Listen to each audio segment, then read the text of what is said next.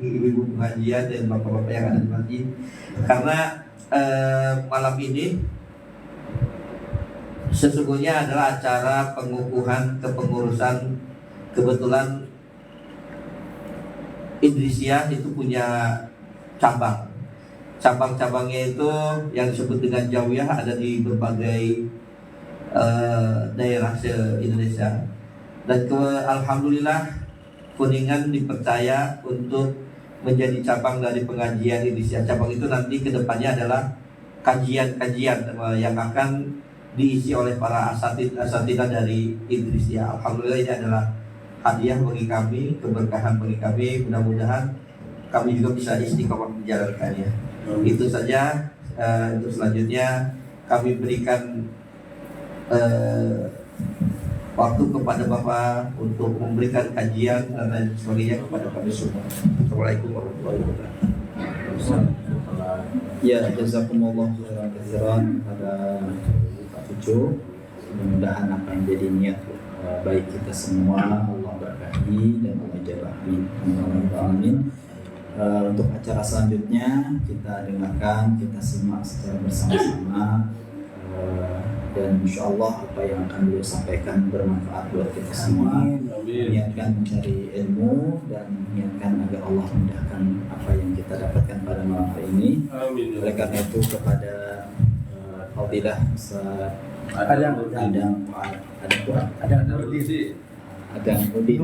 Nuruddin, masya Allah, waktu dan tempat dipersilakan seluas-luasnya.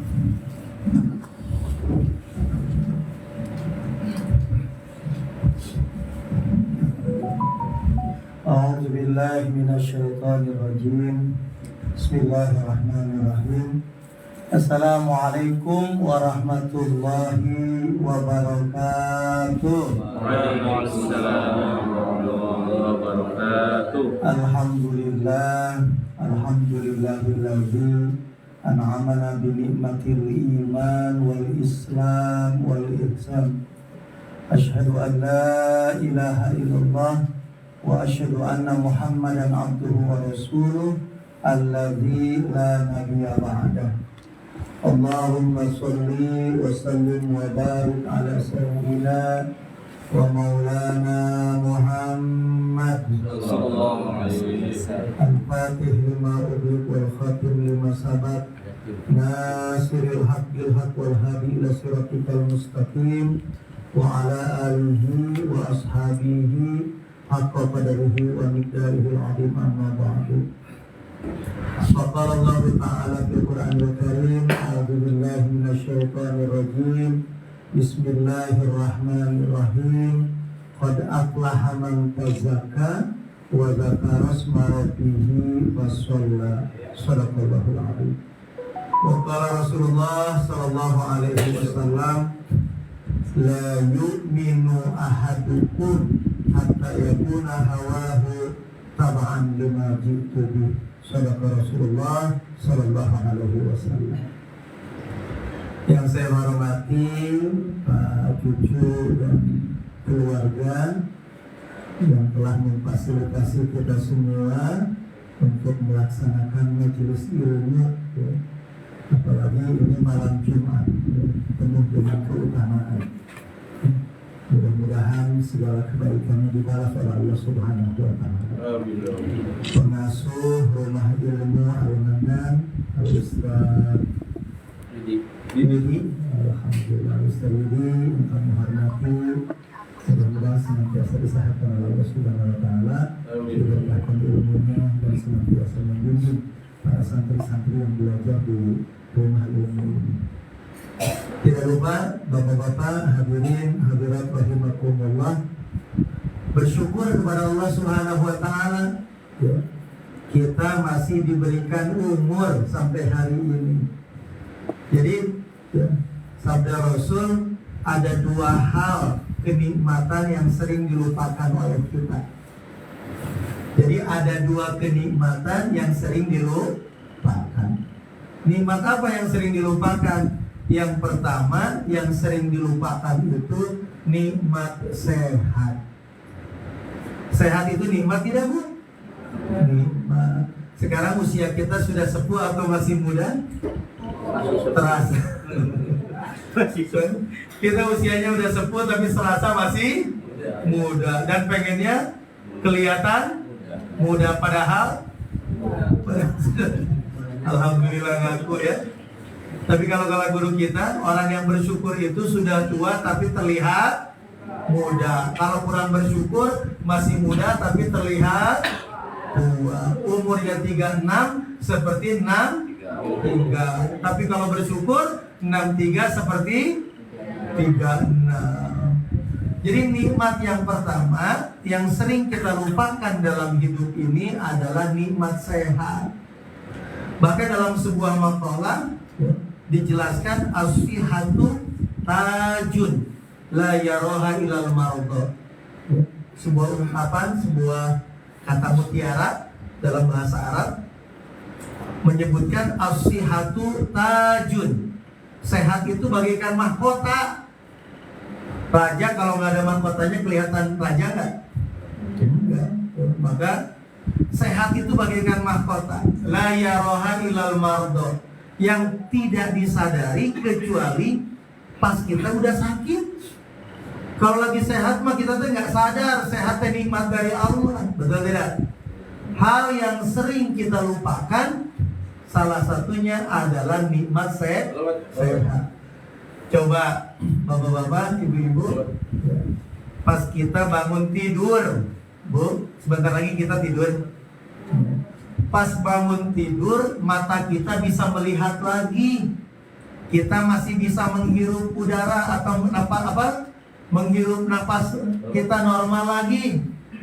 Mata masih bisa melihat, telinga bisa mendengar. Itu nikmat bukan? Nikmat. Tapi sering kita sadari tidak? Sering kita syukuri tidak? Halo?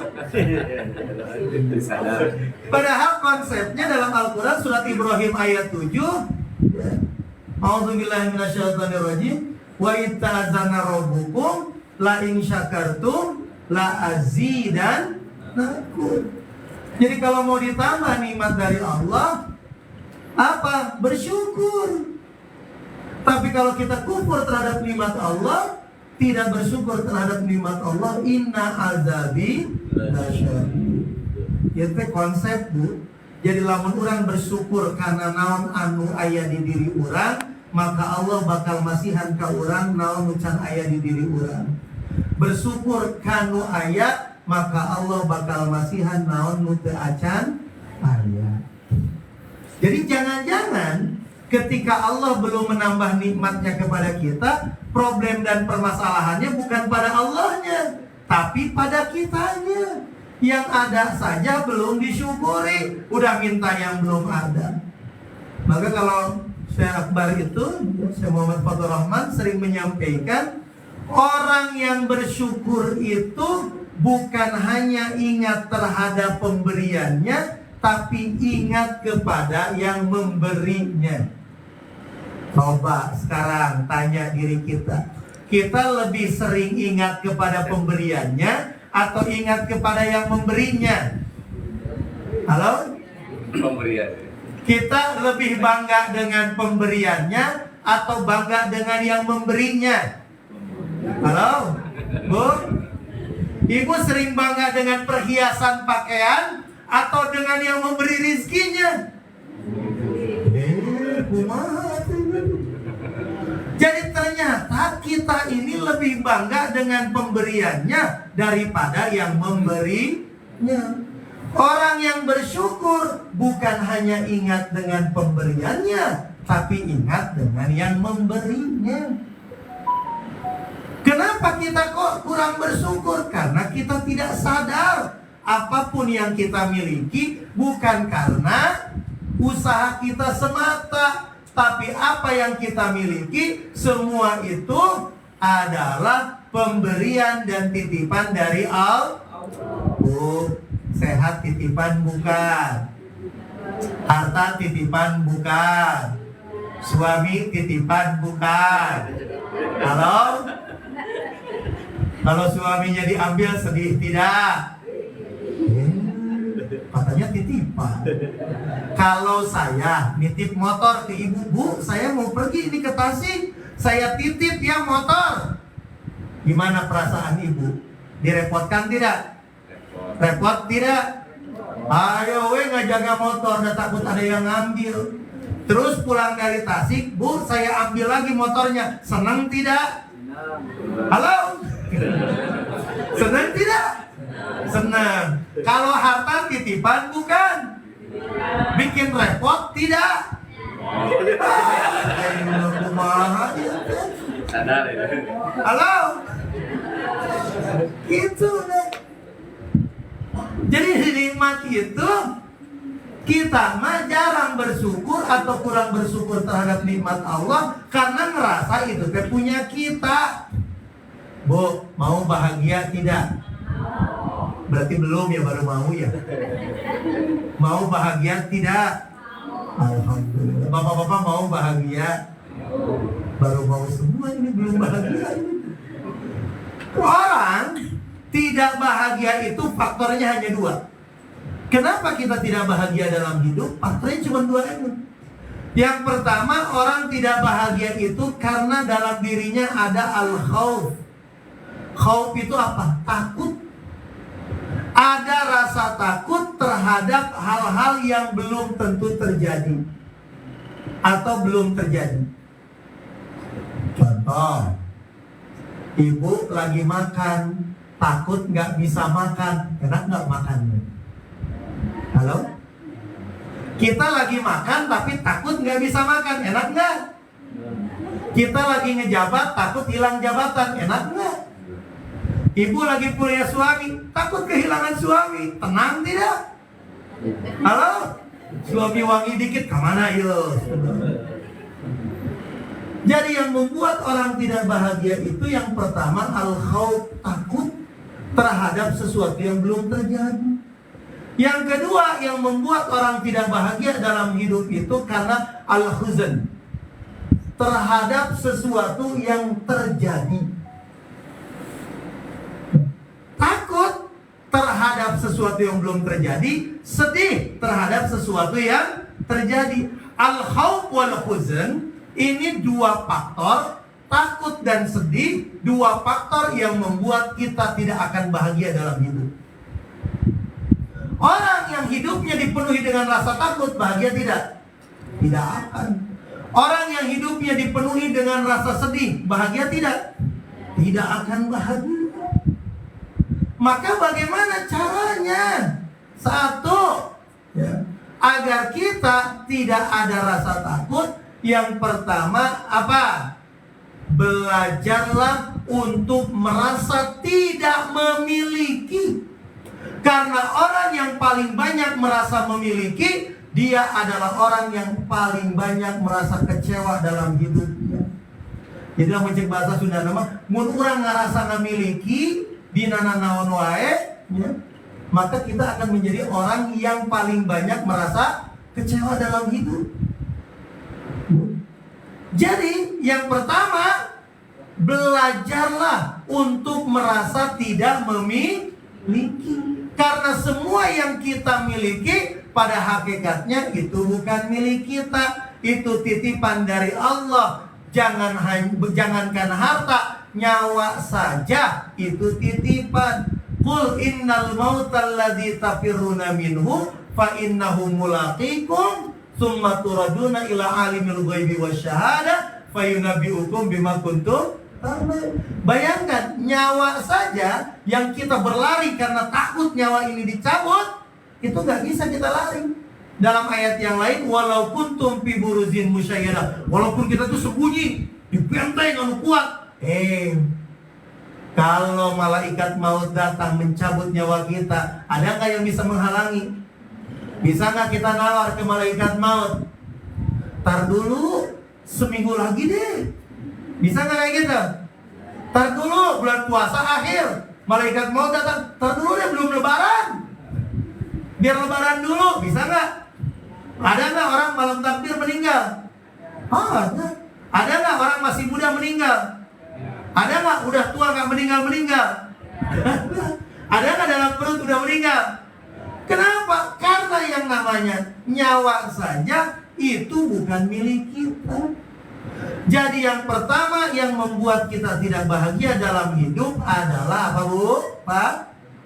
Merasa takut. Bagaimana caranya menghilangkannya? Sok belajar. Belajar apa? Belajar untuk tidak merasa memilih.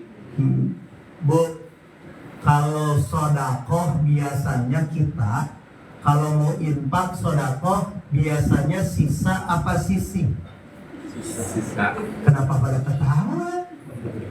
Halo? Bapak-bapak kalau mau berinfak, bersedekah biasanya kita sisa apa sisi? Hah? Gimana Tad? Kebanyakan gimana Tad?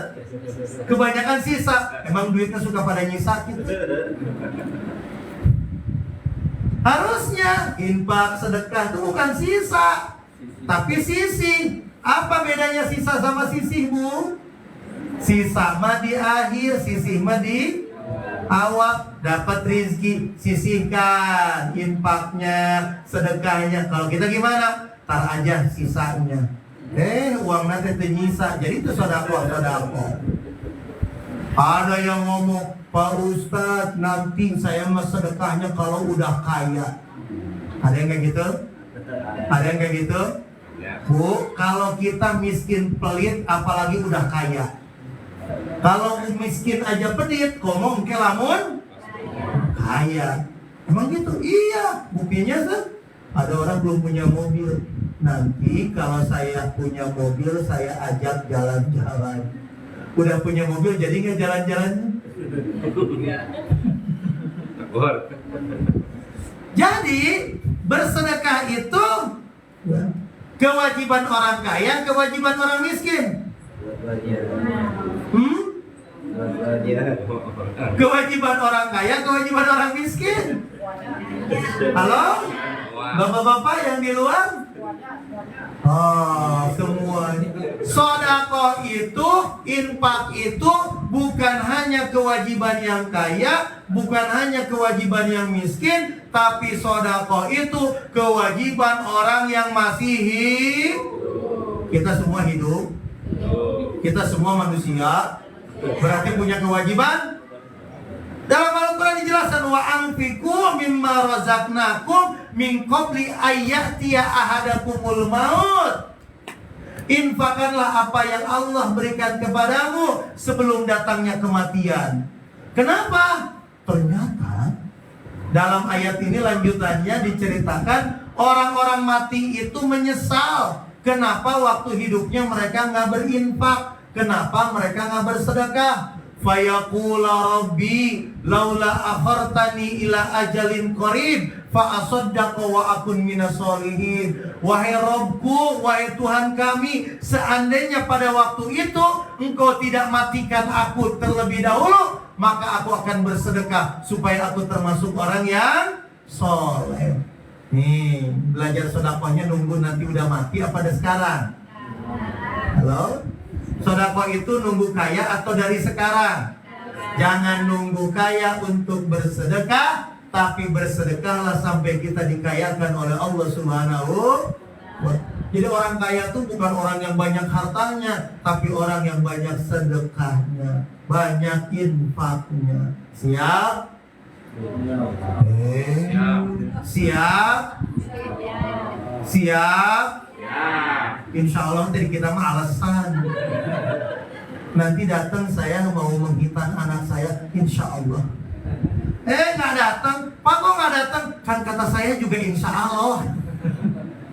Ini masalah buat. Jadi Bu, yang membuat orang tidak bahagia itu karena hatinya dipenuhi rasa takut terhadap sesuatu yang belum terjadi. Lagi makan, takut nggak bisa makan, nggak enak makannya. Lagi ngejabat, takut hilang jabatan. Lagi bekerja, takut hilang pekerjaan. Lagi punya uang, takut nggak punya uang. Takut. Itu membuat kita tidak bahagia dalam hidup. Maka belajar untuk merasa tidak memilih. Itu. Yang kedua, yang membuat kita tidak bahagia karena ada rasa sedih. Ari rasa sedih mah terhadap apa yang terjadi kepada diri kita. Faktornya satu, karena merasa memiliki. Yang kedua, faktornya karena apa? Tidak ridho terhadap apa yang terjadi. Bu, pernah kita kehilangan sesuatu? Sedih? Lama tidak? Lama tidak? Tergantung kitanya. Perasaan sedih itu lama dan tidaknya tergantung siapa? Tergantung kitanya. Kita kehilangan sesuatu bisa seumur-umur sedih. Contoh, kalau kehilangan motor sedih. Tiap lihat motor, sedih saya motor hilang. Pas beli motor, kalau yang kemarin gak hilang udah punya 2 ini. Beli lagi, kalau yang kemarin tidak hilang udah punya 3 ini. Artinya tuluy sedih. Tapi kalau belajar ridho, oh yang hilang itu bukan rezeki saya. Jadi orang akan terus merasa sedih ketika hatinya tidak ridho. Bu, ari ridho teh apa? Halo? Ibu ridho apa? Kita harus paham, Bu, antara ikhlas dan ridho itu beda. Perhatikan. Ridho itu raditu billahi robba. Aku ridho Allah sebagai Rob. Wabil islami dina. Aku ridho agama Islam sebagai agamaku. Wabi Muhammadin nabiyya wa rasulah. Aku ridho Nabi Muhammad sebagai nabi dan rasul. Ridho itu kondisi hati rela nerima terhadap apapun yang Allah takdirkan kepada diri kita. Kita kalau hilang sendal itu bukan ibadah. Yang harus ikhlas itu ketika kita melaksanakan ibadah. Kalau kehilangan mah lain ikhlas, tapi ridho. Artinya apa? Hati kita harus rela, hati kita harus nerima. Nerima apa? Takdir yang terjadi kepada Ustadz Yudi, takdir yang tidak baik, sendalnya ada yang ngambil. Ridho. Orang ridho, tenang hatinya. Karena yakin apapun yang terjadi, khairihi wa syarrihi minallah. Yang terjadi kepada diri kita, baik ataupun buruk, berasal dari Allah. Maka nerima hatinya. Nah itu ridho. Ada laki-laki dan perempuan udah pengen nikah, gak jadi. Lain ikhlaskan. Sing ridho, terima takdirnya, belum jodohnya. Paham, Bu? Paham? Itu ridho. Kalau ikhlas apa? Ini apa? Ini apa? Ini air kap. Mereknya Krel. Jadi iklannya tuh. Ini air warnanya apa? Putih. Putih mana nih? Gamis Ustaz nih putih. Kalau saya minta air putih jangan dikasih ini. Kasih apa? Susu. Untung saya nggak minta air putih ya. Ini air warnanya apa? Bening. Cek orang Sunda nama herang. Tah, ikhlas itu kayak air ini, bening, murni, karena tidak tercampur. Air ini kalau dicampur susu warnanya jadi apa? Kalau dicampur teh warnanya jadi apa? Kuning kecoklat-coklatan. Kalau dicampur kopi warnanya hitam. Kenapa ini warnanya bening? Karena tidak tercampur. Nah, ikhlas itu kita beribadah murni karena Allah, tidak tercampuri oleh motivasi hawa nafsu.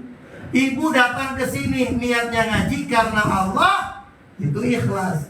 Tapi kalau ngajinya, ikut ngaji malu masa tetangga gak ngaji, berarti karena apa ngajinya? Malu, berarti gak ikhlas. Ngajinya bukan karena Allah, tapi ngajinya karena rasa malu kepada tetangga. Ngaji biar dikatain orang soleh. Berarti ngajinya bukan karena Allah, tapi mencari kedudukan di hati manusia. Bisa ngebedain sekarang mah antara ridho dengan ikhlas? Ridho mah hati nerima atas apapun yang Allah takdirkan. Ikhlas mah ibadah murni karena Allah. Bisa ngebedainnya, Bu? Nah, orang tidak akan bahagia karena takut, maka belajar untuk merasa tidak memiliki. Yang kedua, karena sedih terhadap apa yang terjadi, maka belajar untuk ridho terhadap apapun yang Allah takdirkan kepada kita. Orang yang ridho mah bahagia. Apapun yang Allah takdirkan ridho, maka akan bahagia dalam hidupnya. Yang membuat kita tidak bahagia itu karena kita tidak ridho terhadap apapun yang Allah takdirkan. Maka saya sering menyampaikan, Bu, Pak, kita ini jadi tidak bahagia itu karena tidak ridho. Cik, Ibu, dalam hidup yang membuat kita jadi gelisah, resah, tidak bahagia itu karena tidak cukup atau merasa tidak cukup. Yang membuat kita tidak nyaman, tidak tenang, tidak bahagia karena tidak cukup atau merasa tidak cukup. Yang Allah berikan kepada kita ini cukup tidak? Tapi keinginan kita merasa cukup tidak? Nafsu kita ngerasa cukup tidak? Maka yang membuat kita nggak bahagia ngerasa nggak cukup. Contoh, Pak Cucu bilang sama istrinya, Bu, lapar pengen makan. Sama si ibu disiapin nasi putih 1 piring, lauknya paha ayam pejantan. Cukup tidak? Nasi putih dengan ayam goreng cukup tidak? Cukup. Enak tidak? Enak. Tapi kata Pak Cucu gimana? Bu, hari sambelnya mana? Kata si ibu, nggak ada, cenyeker mahal. Atau kerupuk mana? Nggak ada, di tukang sayur tadi habis. Akhirnya terpaksa Pak Cucu teh makan nasi sama ayam. Enak gak makannya? Mun aya sambal enak. Mun aya kerupuk enak. Enak gak makan? Jadi yang pertama, nikmat yang sering kita lupakan itu adalah nikmat sehat.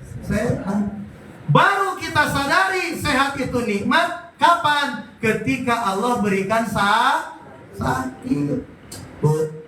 Kalau lagi sakit makan enak tidak? Makan enak tidak? Kalau lauknya opor ayam enak nggak makan? Kalau lagi sakit? Maka tadi saya pagi-pagi makan di Jahim itu tepira makanan ejeng putih, ejeng peda, belum peda buntung, yang sama tepira deh. Tapi ya Allah ya Rahman ya Rahim, nikmat. Sore-sore diajak makan lagi sama sate, lebih nikmat.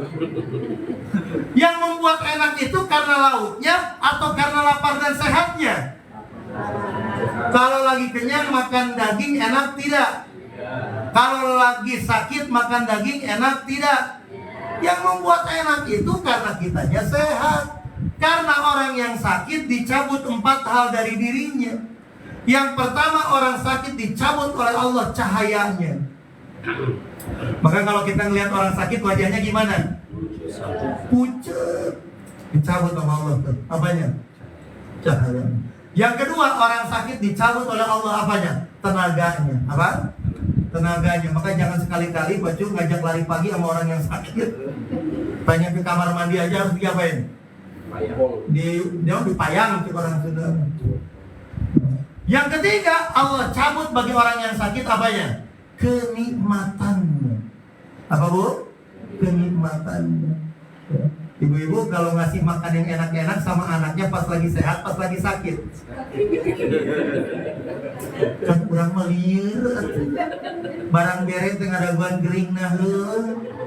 Ibu kalau ada yang sakit suka nengok. Bapak-bapak suka nengok. Kalau nengok bawa apa?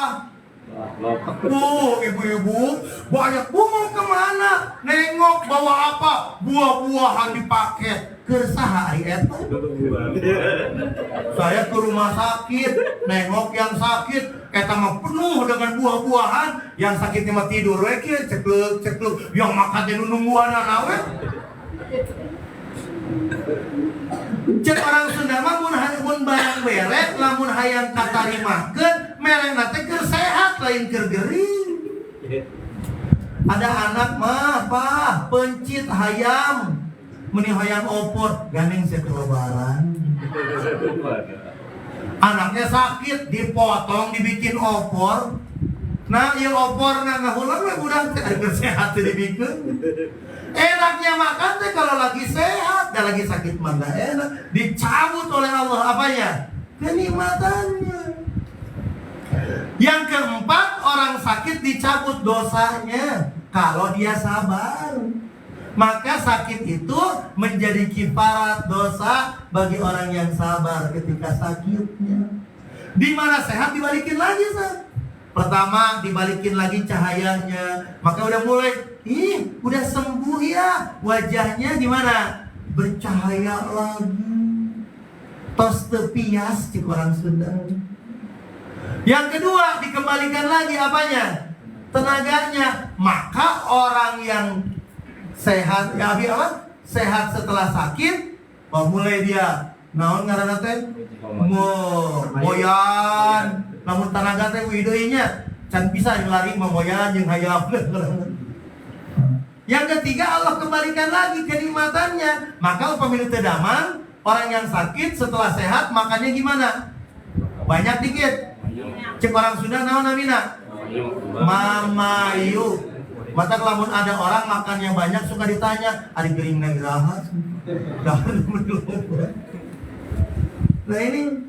Tapi kalau dia sabar, dosanya nggak dibalikin lagi. Nah maka Bapak Ibu sekalian, nikmat sehat ini nikmat yang sering kita lupakan. Hati-hati jangan sampai kenikmatan sehat ini Allah cabut, mulai kita menyesal. Di masjid ada pengajian ya, aduh, nyesel dulu lagi sehat saya nggak bisa ngaji dan nggak mau ngaji. Sekarang kaki udah mulai segala kerasa. Kalau di pengajian segala kerasa nggak? Dari pengajian mah asam urat mati teh kamu. Betul tidak, Bu? Oh, ini lekes-lekes ini saling teh. Siwa ane prok nyamunja. Wah, mesti Bu. Betul? Betul. Hai nonton sinetron kumaha? Anteng nonton sinetron. Nah ini, jadi yang pertama yang sering dilupakan adalah nikmat sehat.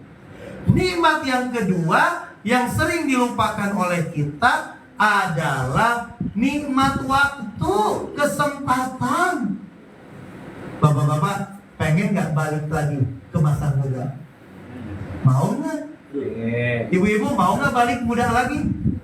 Erek naon atuh? Nggak bisa lagi kan? Jadi waktu ini adalah kenikmatan yang Allah berikan, mahal waktu itu. Tapi masalahnya waktu itu akan terus berjalan dan tidak bisa kembali lagi. Lantarji al-ayyamul lati madat. Tidak akan kembali lagi waktu-waktu yang sudah kita lewati. Maka gunakan waktu itu dengan sebaik-baiknya. Fa iza faraghta fansab. Selesai satu aktivitas, kerjakan aktivitas yang lain. Selesai satu aktivitas, kerjakan aktivitas yang lain. Nah ini, gunakan waktu yang sebentar ini. Di dunia ini lama sebentar, Bu. Di dunia ini lama sebentar. Di dunia ini sebentar, 60, 70, 80 lewat. Selesai, betul? Maka hidup di dunia ini kayak di persimpangan. Jadi harus kita ini di dunia ini seperti orang asing. Kalau orang asing betah nggak di tempat orang lain? Ibu, kenapa kalau lebaran suka macet-macetan? Saking rindunya kepada kampung halaman. Cik, kampung halaman kita di mana? Di akhirat. Kita berasal dari Allah dan akan kembali kepada Allah. Permasalahannya sudah rindu belum ke kampung halaman kita akhirat? Halo? Ibu rindu tidak? Kumaha itu? Kunaon pakai ngarulan? Sieun. Ari urang bakal maut. Saya nanya, saya bakal meninggal tidak? Ibu-ibu bakal meninggal tidak? Bakal mati nggak? Bapak-bapak bakal mati? Siapa duluan? Saya duluan, ibu-ibu duluan? Sok, siap. Ngaduakeun kesan. Salah siapa? Tapi nu pasti kullu nafsin za'iqatul maut. Maka di dunia mah kudu kawas orang asing. Ulah betah. Maka saur Syekh Muhammad Fathur Rahman, jangan jadikan dunia sebagai tempat tinggal, tapi jadikan dunia sebagai tempat yang akan ditinggal. Ya di dunia tuh udah bikin tempat tinggal melibetah seakan-akan orang tuh moal maut isu pageto orang bakal maut. Ibu sering mendengar pengumuman di masjid, Inna lillahi wa inna ilaihi raji'un, telah meninggal dunia. Ibu sering mendengar itu? Pas ke ayat pengumuman Inna lillahi, budak ngomong gane jep saha gitu. Wong dirancung, saha sudah didengekeun leres teh.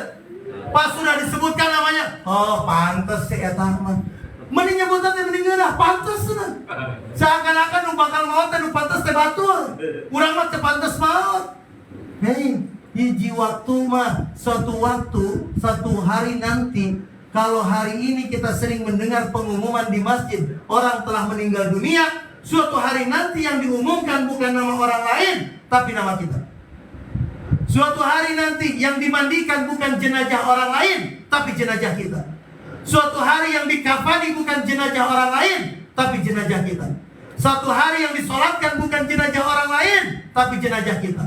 Yang dibawa masuk ke dalam keranda, dibawa ke kuburan, dimasukkan ke liang lahat, dihadapkan ke kiblat, lalu ditutup dengan bambu, ditutup dengan kayu, ditutup dengan bata, beda-beda setiap daerah. Lalu diuruk dengan tanah, lalu ditinggalkan. Bukan orang lain tapi jasad kita.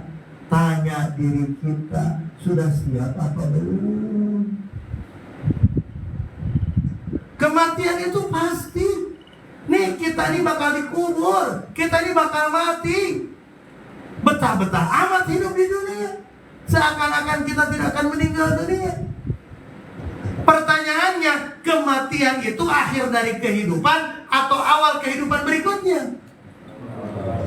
Jadi kematian bukan akhir dari kehidupan, tapi kematian adalah pintu gerbang untuk menuju kehidupan selanjutnya. Dan di kehidupan selanjutnya kita akan mempertanggungjawabkan apa yang kita lakukan selama kita hidup di dunia ini.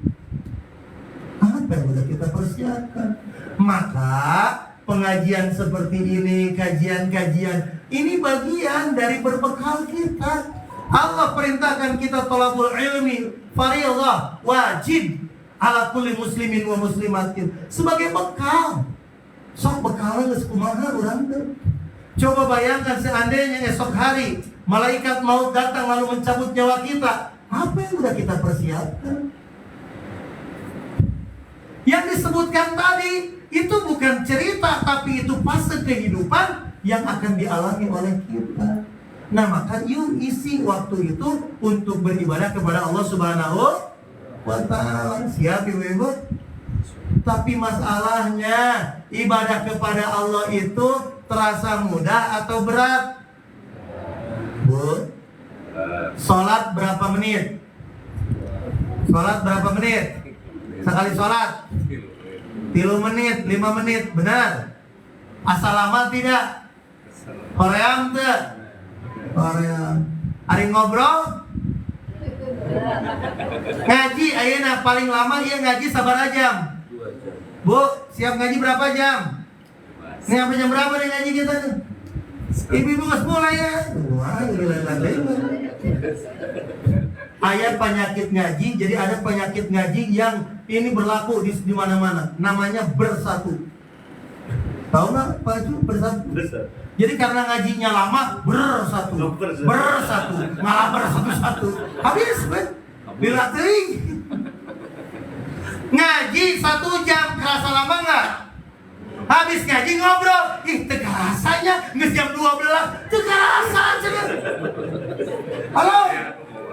Ngaji jam 8, jam salapan selesai. Biasa gilanya ngaji di jam salapan teh ngobrol, ngobrol teh.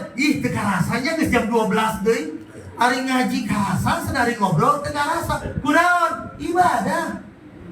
Jadi ibadah mah walaupun sebentar, walaupun ringan, pasti terasa berat. Kenapa? Karena tidak sesuai dengan keinginan hawa nafsu. Karena ibadah itu jalan menuju ke dalam surganya Allah. Maka Rasulullah bersabda, ala innal jannata khuffat bil makari. Jalan menuju kepada surga khuffat bil makari, dipenuhi dengan segala hal yang tidak disukai oleh apa? Nafsu orang, nafsu kita. Maka Bu, sholat 5 menit hoream teh. Tapi ibu-ibu ningali aya senam. Hari senam gerak tidak? Sabaraha menit paling sekedap, paling sebentar senam? 1 jam. Hari sholat Hari karena senam gerak itu saja meniwu. Hari karena sholat meni horeang. Khusus senam mah. Hari sholat Allahu Akbar, Akbar, brai langsung. Segala ingat, segala kebayang. Betul? Betul? Itu. Allahu Akbar. Oh, kunci motor kena Romar. Pas saya ribut suami istri, Bu. Kata si bapak, Bu, kunci motor ayah di mana? Itu kan bapak yang pegang, ayah nggak pegang. Iya, ayah mananya? Iya nggak tahu. Atulah ngambek, atulah nanya. Ributnya suami istri gara-gara naon? Kunci motor. Eta mada si ibu punya ide brilian. Ayah sholat berarti gak inget. Sholat kan inget-inget lu poho. Astagfirullah. Jadi ini ya, ibadah mah apa? Berat. Ibadah itu berat. Karena ibadah itu berat, kenapa? Karena Allah siapkan surga dan jalan menuju kepada surga itu hufat bil makari. Beda dengan jalan pinarakaan. Hufat bis syahwat. Dipenuhi dengan sesuatu yang condong sesuai dengan apa? Dengan nafsu. Ayeuna lamun aya konser musik, kalau ada konser musik, penontonnya dulu yang datang atau artisnya dulu? Konsernya jam 8, penontonnya dari asar sudah kumpul, betul tidak? Hari ngaji, ustadna heula, mustami'na heula. Artisna heula, penontonna heula. Ustad ngecinukul di masjid kieu. Bapak-bapak, ibu-ibu, mangga diantos di masjid. Pak Ustad tos hadir. Cek Ustad teh jadi moal gitu kayak gini. Bayangkan. Padahal hari ngaji bayar kan? Ngaji bayar nggak? Kayak nonton konser bayar nggak? Hari ngaji pisor galan pinarakan. Kayak nonton konser. Nah, resep lu eta gini. Hufat bisyahawat, dipenuhi dengan hal-hal yang sesuai dengan hawa nafsu. Nah maka Bapak Ibu, ibadah itu tidak mudah. Ibadah itu tidak mudah. Lanjut, kita lanjut. Cukup apa lanjut? Tidak hati nama yang nyokok, yang nyari cukup. Lanjut cukup. Nah, apa bedanya nonton sinetron sama ngaji? Nonton sinetron mah pas geura ramena jeng bersambung. Cek ibu kumaha? Kalau ngaji dicukupkan sekian. Alhamdulillah. Beda saintik. Betul tidak? Nah, kenapa ibadah itu berat? Karena memang ibadah itu tadi apa? Jalan menuju ke surga. Maka jalan menuju ke surga yaitu ibadah, ada penghalangnya. Kalau dalam kitab Minhajul Abidin ada yang disebut dengan aqobah. Di antara aqobah itu ada yang disebut dengan al-awa'iq. Al-awa'iq itu apa? Penghalang dalam menjalankan ibadah. Jadi kalau ibadah kepada Allah itu ada yang menghalanginya. Yang menghalangi ibadah kita ada tidak? Ibu berangkat ke pengajian semangat atau malas? Subhanallah. Di pengajian betah atau resah? Kalau pulang ngaji semangat atau betah di pengajian? Si ustaz geus sakedeung ngaji teh meni betah. Lanjutkeun we. Aya nu kitu teh? Aya. Sae hiji dina aya. Jadi ngaji mah berangkat nak malas, ngaji nak hoream, balik nak semangat. Betul tidak? Betul tidak? Terjadi tidak di sini? Karena memang ada yang menghalangi. Kenapa berat atau berangkat ke pengajian itu kunaon make berat? Di pemberatan kunaon atuh? Naon nu ngahalangan teh? Aya nu ngabedegak kada isi ulah ngaji, aya nu kitu teh. Da ngaji mah bebas, betul tidak? Boleh nggak ngaji ke sana kemari? Boleh. Siapa yang melarang? Tapi ngaji itu berat karena ada yang menghalanginya, yang disebut dengan al-awa'iq, penghalang dalam menjalankan ibadah. Jadi segala sesuatu yang bernilai ibadah itu pasti berat melaksanakannya. Minimal ada 4 yang menghalangi ibadah kita. Perhatikan. Jadi selesai pengajian ini, Ibu antisipasi 4 hal ini. Apa saja yang menjadi penghalang dalam ibadah kita?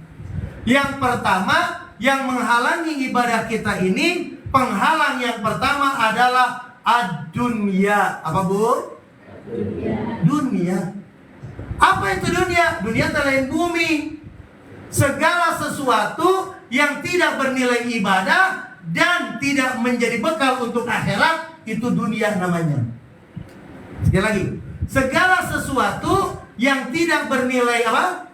Ibadah dan tidak menjadi bekal untuk akhirat, itu namanya dunia. Bu, urusan dunia menghalangi ibadah kita tidak? Saya mau nanya, kita sekarang sedang ngaji, ini amal dunia, amal akhirat? Kelihatannya amal tapi lamun niatnya bukan karena Allah, bagaimana? Dunia. Jadi betapa banyak amal itu seperti amal dunia, tapi bernilai amal akhirat karena bernilai ibadah. Karena apa? Bihusnin niyah. Contoh, ada si bapak jualan, dagang, itu amal dunia, amal akhirat dagang. Dunia. Tapi kalau niatnya mencari rizki, menjemput rizki, untuk membiayai anak sekolah, untuk menutupi kebutuhan keluarga, maka nilainya bagaimana? Ibadah bukan? Ibadah. Bisa menjadi bekal untuk akhirat tidak? Jadi baik buruknya, bernilai dunia akhiratnya, bernilai ibadah dan tidaknya, salah satu faktornya bihusnin niyah atau bisu'in niyah, karena amal buruk atau amal yang baik. Nah, yang jadi penghalang itu yang pertama adalah dunia, urusan dunia. Betul tidak? Bu, kalau malam ini jam 8 di sini ada pengajian, di sana ada pembagian sembako. Halo, kira-kira ibu-ibu milih di mana? Ayo, milih di mana? Sembako. Kalau ngaji kunaon? Sembako. Kau tidak pakai sembako mah jelas katingali. Hari ngaji emang tidak tinggali gitu. Rezeki ngaji, pahalanya ngaji. Nah, kita ini selalu menilai sesuatu itu dengan sesuatu yang terlihat. Pahala itu Allah tidak berikan semuanya di dunia, karena di dunia ini tidak ada tempatnya. Nanti Allah kasih di akhirat, di surga. Karena surga itu arduhas samawati wal ar, luasnya langit dan bumi. Nggak cukup. Padilah menuntut ilmu. Wah, luar biasa. Luar biasa. Tapi Allah tidak perlihatkan semuanya di dunia. Nah, maka Bapak Ibu, yang pertama yang menjadi penghalang ibadah kita itu apa? Bu, yang pertama apa? Dunia. Termasuk harta. Tadi mun aya di ditu pembagian sembako di dia ngaji, ibu milih di mana? Bapak milih di mana? Sembako. Betul tidak? Saya mau nanya, Bu, yakin surga ada? Yakin tuh surga ayah? Surga itu nikmat tidak? Kenikmatannya mala ainun ra'at wala uzunun sami'at. Jadi nikmatnya surga itu, ibu, apa yang pernah dilihat kenikmatan itu tidak ada apa-apanya dengan surga. Apa yang Bapak dengar tentang suatu kenikmatan itu tidak ada apa-apanya dibandingkan apa? Dibandingkan kenikmatan surga. Kenikmatan surga itu nggak ada apa-apanya. Luar biasa. Pertanyaannya, ibu mau masuk surga? Bapak mau masuk surga? Saya tanya, mending mati sekarang masuk surga, atau mending 10 tahun yang akan datang mati masuk surga? Halo? Bu, mending maut ayeuna masuk surga, atau mending nanti 10 tahun lagi kita meninggal masuk surga? Mending kapan? Sekarang. Kita doakan sama-sama. Mending mati sekarang masuk surga, atau 10 tahun lagi meninggal dunia mati masuk surga? Pasti milih engke 10 tahun deui langsung. Tapi pertanyaan kedua, mending 10 juta ayeuna, mending 10 juta 10 tahun yang akan datang? Tadi duit mah kompak. Tadi disampaikan surga itu kenikmatan luar biasa. Tapi kaah kudu 10 juta aja. Betul tidak? Ini. Jadi yang pertama yang menjadi penghalang ibadah itu adalah Yang kedua, yang menjadi penghalang ibadah kita, yang kedua adalah al-makhluk. Apa, Bu? Nu ngahalangan teh ternyata makhluk. Kamana ngaji? Ulah ngaji. Nusa di dia suka nggak ya dari ngaji mah. Jadi nggak ngajinya. Ibu-ibu pengen rajin ke pengajian. Ari temennya adalah orang-orang yang rajin ke pasar. Ibu-ibu nyampainya ke pengajian ke pasar. Jadi kadang-kadang circle kita, persahabatan kita dengan siapa, itu sangat berpengaruh. Maka yang kedua adalah makhluk. Maka dalam ajaran Islam diajarkan musohabah, bersahabat itu tidak boleh sembarangan. Harus dengan orang-orang yang satu frekuensi dengan kita. Ini yang kedua. Yang ketiga, yang menjadi penghalang ibadah kita itu nafsu. Kita punya nafsu semuanya. Ada nafsu kita. Nafsu kita yang pengennya jam segini ngapain, ngaji atau tidur? Tuh kan nafsu. Betul tidak? Karakter nafsu mah dua. Satu susah diatur, dua nggak pernah puas. Nafsu mah nggak pernah punya motor satu pengen punya mobil satu pengen punya dua, sudah dua pengen punya, bapak-bapak punya istri satu pengen. Semangat dari mobil tambah. Jadi nafsu itu nggak pernah puas. Nafsu itu nafsu, maka mujahadah dengan memperbanyak zikir, datang ke majelis ilmu, datang ke majelis zikir. Dan yang terakhir yang menjadi penghalang ibadah kita adalah asyaiton, setan. Maka bagaimana cara menanggulanginya? Dalam Al-Quran dijelaskan, la'ughwiyannahum ajma'in. Fiksi setan, akan aku gelincirkan seluruh anak Adam, illa ibadaka minhumul mukhlasin, kecuali hambamu yang beribadah kepadamu dengan penuh keikhlasan. Jadi kita simpulkan pengajian pada malam hari ini, dua kenikmatan yang sering kita lupakan. Yang pertama nikmat sehat, yang kedua nikmat waktu. Gunakan kesehatan untuk ibadah, gunakan waktu untuk ibadah. Dua hal yang membuat tidak bahagia dalam hidup. Yang pertama al-khauf, rasa takut. Yang kedua apa? Sedih. Maka belajar untuk merasa tidak memiliki dan belajar untuk ridho. Ibadah, melaksanakan ibadah berat. Ibadah kepada Allah itu di antaranya ada 4 penghalangnya. Dunia. Maka belajar juhud terhadap dunia. Juhud itu bukan berarti miskin, tapi menjaga hati dari dampak negatif dunia. Karena dunia itu bahaya. Bu, Pak, lamun bapak uih ti dieu gaduh artos 5 juta bade masihan moal ka istri. Ibu, lamun ibu uih ti dieu kenging rezeki 5 juta bade masihan moal kasih bapak. Bager ibu. Benar bade masihan sabaraha? Sadayana? Mikir. Cung, nu bade masihan 1 juta. Tenang, cung. Nu masihan 500.000. Pertanyaan duit nang saya acan. Nah, pedit nang saya. Dunia mah gitu. Uangnya belum ada, pelitnya sudah ada. Betul tidak? Bahaya nggak dunia? Bahaya lamun teu dijuhudan.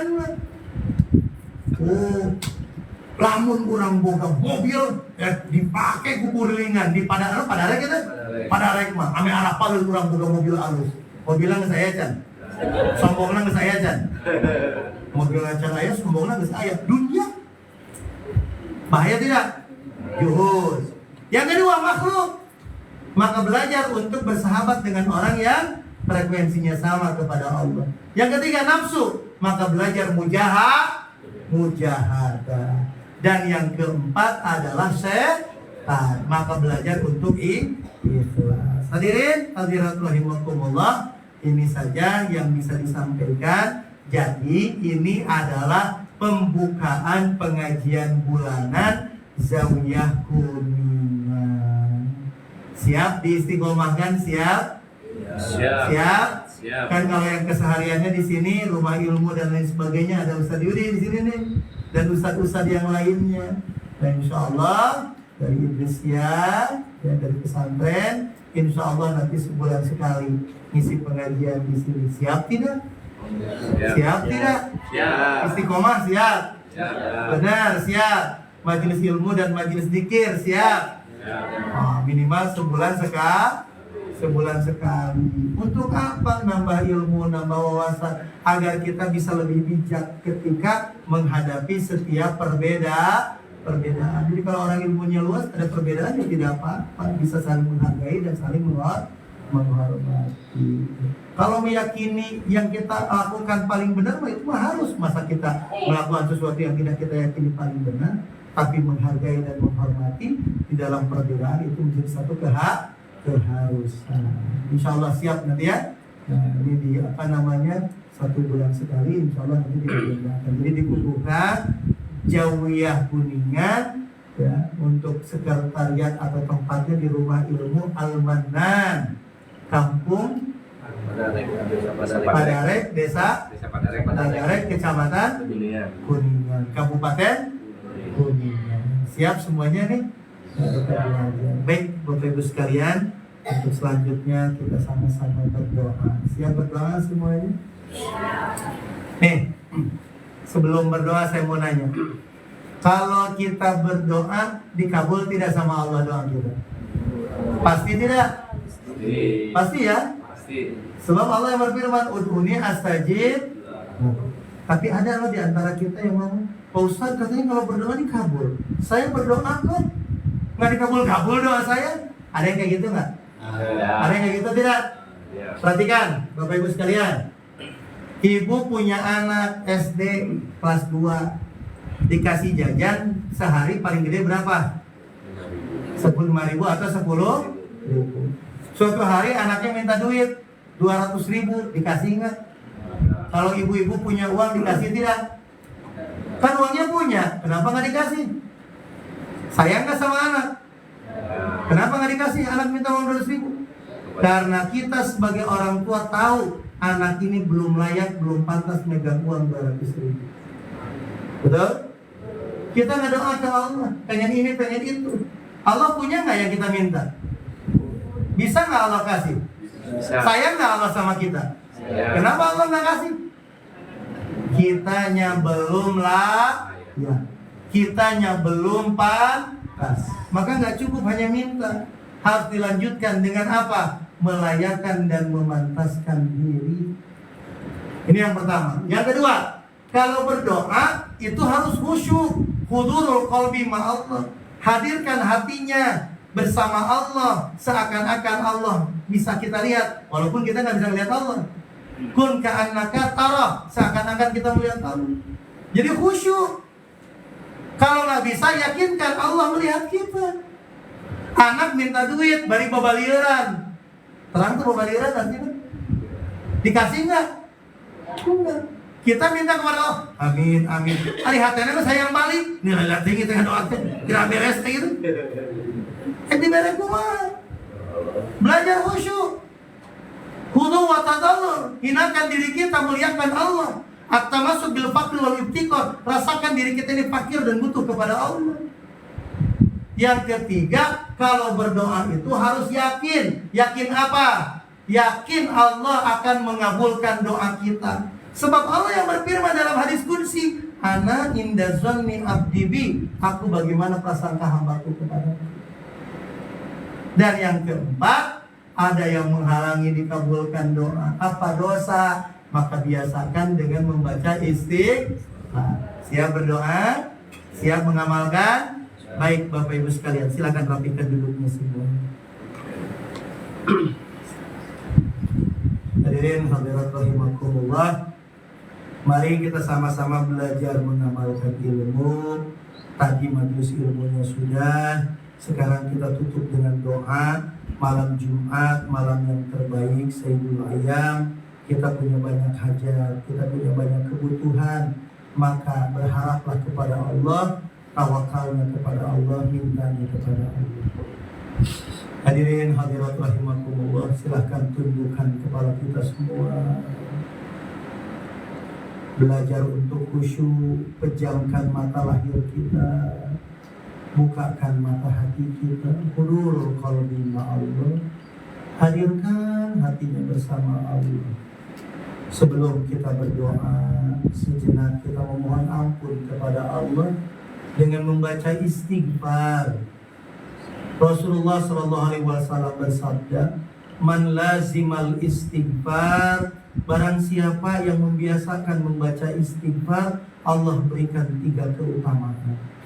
Yang pertama, ja'alallahu min kulli dhikin min kulli hammin faraj. Maka Allah akan berikan kelapangan hati dan kesempitan. Jadi sering kita merasa sempit hati kita, sumpek hati kita, perbanyak istighfar, Allah lapangkan hati kita. Yang kedua, orang yang membaca istighfar, ja'alallahu min kulli dhikin mahraj. Allah berikan jalan keluar dari setiap problem dan permasalahan kita. Kalau kita lagi ditimpa banyak problem, kalau kita lagi ditimpa banyak masalah, maka Bapak Ibu sekalian, bukannya menjauh dari Allah, dekati Allah, perbanyak istighfar. Dan yang ketiga, orang yang biasa membaca istighfar, wa razaqahullahu min haitsu la yahtasib, maka Allah berikan rezeki yang tidak disangka-sangka. Oleh karena itu, hadirin hadirat rahimakumullah, terus hadirkan hati, sambungkan hati kita kepada Allah Subhanahu wa ta'ala. Kita banyak dosa, kita banyak kesalahan. Allah berfirman, kullu nafsin dha'iqatul maut. Setiap yang bernyawa pasti akan meninggal dunia. Bayangkan seandainya malaikat maut datang kepada kita, sementara kita masih berlumuran dosa. Jangankan dosa yang besar, dalam Al-Quran dijelaskan, wa ma yalfidhu min qaulin illa ladaihi raqibun atid.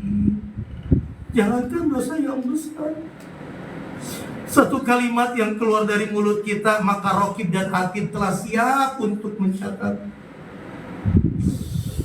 Raqib dan atid telah siap untuk mencatatnya. Ketika itu kebaikan, maka akan dicatat menjadi satu kebaikan. Ketika itu keburukan, maka akan dicatat menjadi satu keburukan.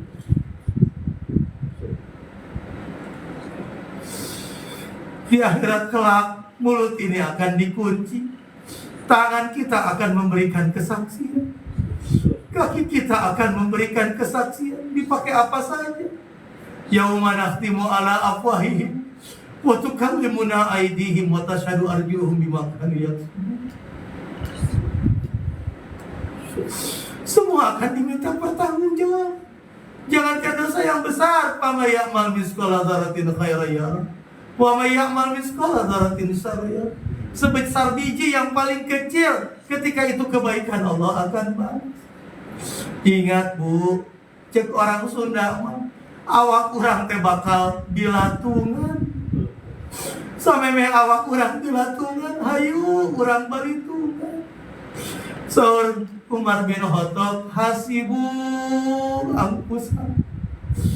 Hisab diri kalian sebelum nanti Allah menghisabnya. Allah akan menghisab, Allah akan menghitung setiap kesalahan yang kita lakukan. Kematian bukan dongeng, tapi kematian adalah kisah yang akan kita hadapi. Bagian daripada kehidupan kita yang akan kita lewati. Sekarang kita di alam dunia, sebentar lagi kita akan masuk ke alam barzah. Tanya diri kita, bekal apa yang sudah kita persiapkan? Bekal apa yang sudah kita persiapkan untuk kembali kepada Allah? Terus hisab diri kita sebelum nanti Allah menghisab. Agar kita sadar, karena kesadaran ini adalah hal yang penting. Orang yang tidak sadar, maka dia tidak akan kembali kepada Allah. Bersegeralah kembali kepada Allah. Bersegeralah kepada ampunan Allah.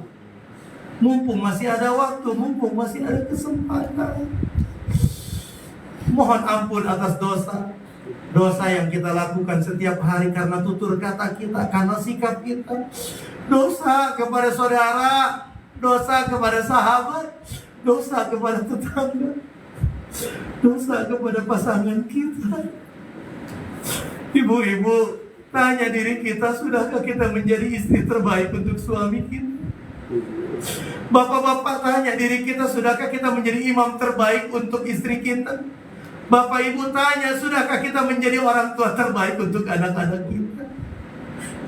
Tanya diri kita, sudahkah kita menjadi anak terbaik untuk orang tua kita? Hari ini kita menjadi orang tua, hari ini kita punya anak, berharap ketika kita meninggal dunia ada waladun sholihiyatullah, ada anak yang mendoakan kita. Tanya diri kita sebagai anak, seberapa sering yang orang tuanya sudah meninggal dunia kita mendoakan mereka? Kalau kita sebagai anak tidak pernah mendoakan orang tua kita, jangan harap ketika kita meninggal dunia ada anak yang mendoakan kita. Istighfar, mohon ampun atas dosa. Yuk belajar beristighfar. Kita mulai dengan belajar membacakan istighfar dengan suara yang zahar, dengan suara yang keras, bersama-sama. Ini adalah riyadhah, ini adalah latihan. Sesungguhnya adalah istighfar kita, zikir sir yang terbaik. Dikir dalam hati, di mana setiap saat, setiap waktu hati kita tersambung kepada Allah dan senantiasa mengingat Allah. Malam ini kita riyadhah, kita latihan agar mulut kita terbiasa beristighfar. Mari kita baca istighfar sama-sama. Astaghfirullahaladzim wa atubu ilaih. Terus Astaghfirullah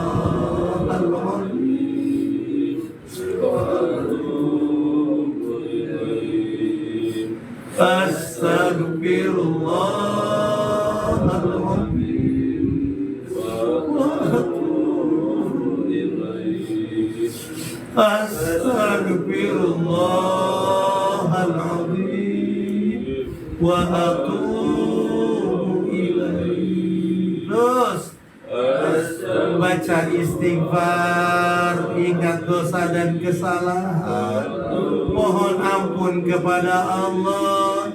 Bangun di sepertiga malam, bangun komunikasi dengan Allah, baca istighfar di waktu sahur, di sepertiga malam, mohon ampun kepada Allah.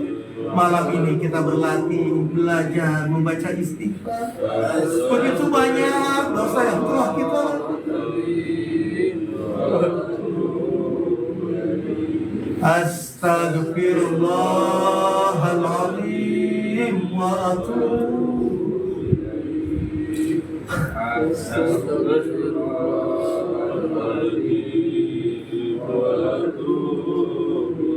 Astaghfirullahaladzim wa atubu ilaih. Walaupun sebentar kita mengucapkan istighfar, semoga Allah ampuni dosa-dosa kita. Yuk belajar melafalkan kalimat tauhid, kalimat yang paling dicintai oleh Nabi kita dan Nabi-Nabi sebelum Nabi kita untuk diucapkan. Yuk bersihkan hatinya, sambungkan hatinya kepada Allah. Ini latihan. Zikir sesungguhnya dimanapun, kapanpun, dalam keadaan apapun, kita senantiasa mengingat Allah. Afdhalul dzikri fa'lam annahu la ilaha illallah Muhammadur Rasulullah fi kulli lamhatin wa nafasin adada ma wasi'ahu ilmullah.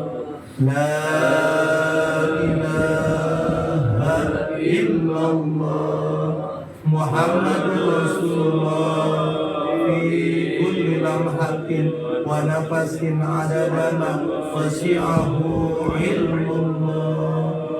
La ilaha illallah Muhammadur Rasulullah fi kulli lamhatin wa nafasin adada ma wasi'ahu ilmullah. Yuk belajar melafalkan kalimat tauhid.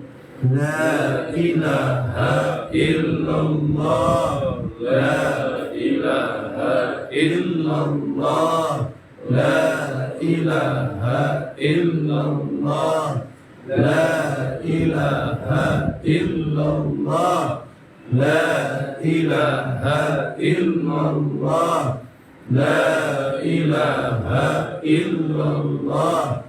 La ilaha illallah. La ilaha illallah. Muhammadur Rasulullah. Fi kulli lamhatin wa nafasin wasi'ahu ilmullah.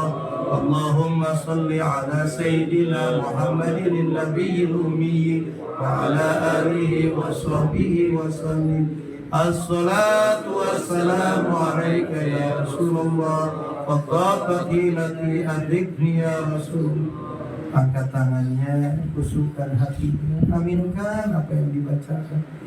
Yang punya hajat, minta kepada Allah untuk dikabulkan hajatnya. Yang punya masalah, kusukkan hatinya. Semoga Allah berikan solusi dari setiap masalah yang kita hadapi. Amin ya Allah ya Rabbal Alamin. Hamdan syakirin, hamdan yuwafi ni'amahu wa yukafi mazidah. Allahumma salli ala Muhammad wa ala alihi wa sahbihi wa sallim. Allahumma ja'al hadiyina mahdiyin غير ظالم ولا مدل بر رحم جواد كريم. اللهم افتح علينا فتوح الأنبياء والأولياء والشهداء وعارفين بجودك وكرمك يا الله يا رحمن يا رحيم. اللهم اغفر لنا اللهم اغفر لنا اللهم اغفر لنا ولوالدينا وارحمهما كما ربيانا صغارا. Ya Allah, ya Rahman, ya Rahim, ampuni dosa kami semua. Dari mulai paling sampai detik ini banyak dosa yang telah kami lakukan. Ya Allah, ya Rahim, ampuni dosa kedua orang